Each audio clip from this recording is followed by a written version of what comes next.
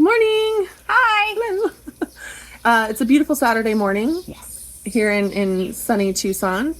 And we didn't have any questions this week, but we wanted to hop on and just say thank you for those of you that are commenting and liking the videos and sharing them and subscribing.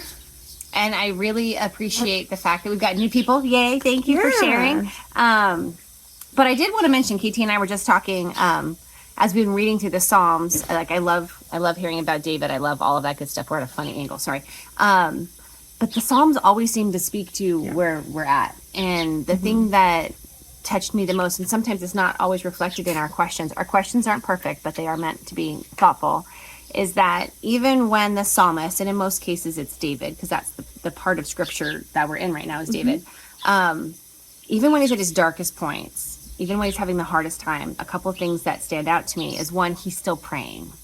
Yes. He doesn't turn away from God. He doesn't throw his hands up and say, I'm done with you. He keeps reaching out. He keeps lamenting to the Lord, which I think is one, indicative of his spirit. He knows that God is there.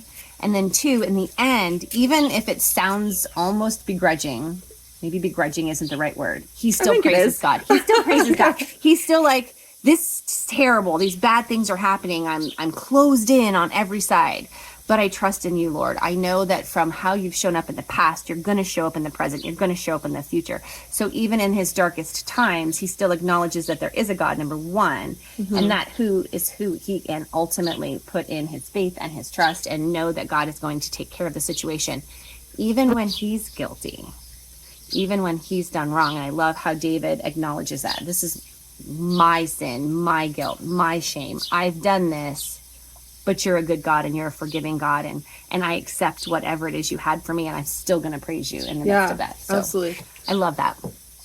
I do as well. And I was sharing with Betsy this morning, I just personally have had stuff lately where I've been struggling in my prayer life.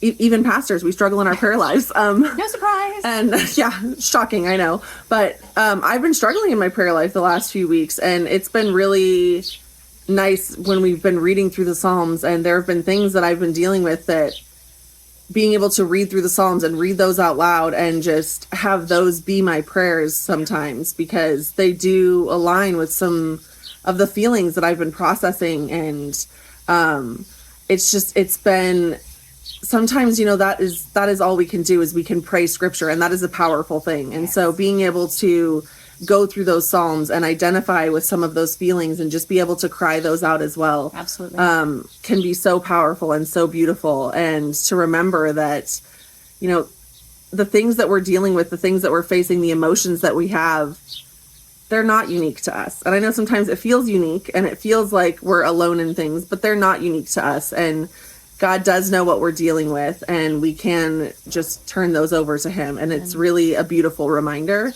And so it's been really encouraging to me as we go through these Psalms. And just, I love that we have them there as a source to turn to when we feel like we don't have the words, that we do have the Psalms as a source to be able to just pray those. Yes, agreed. To give us the words.